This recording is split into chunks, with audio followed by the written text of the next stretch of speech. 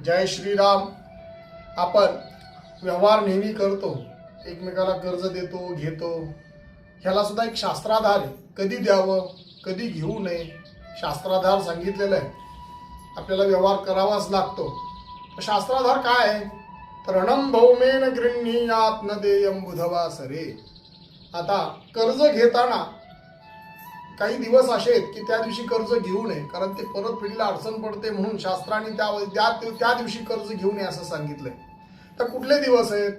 मंगळवार आहे, रविवार आहे, हस्त नक्षत्र आहे, वृद्धी नामक योग आहे, त्या दिवशी घेऊ नये।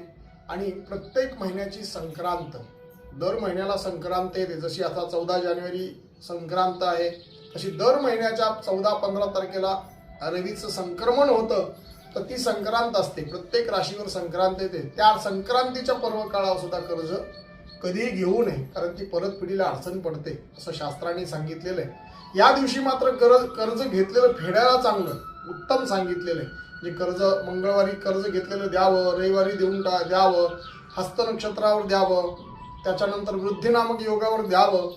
आणि शास्त्राने असं सांगितलंय की कर्ज कधी देऊ नये, कर्ज न देण्यासाठी एकमेव वार सांगितलाय बुधवार।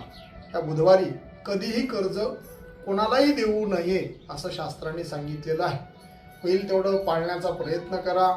जय श्रीराम। माहिती आवडली तर आवर्जून शेअर करा, चॅनलला सबस्क्राईब करा।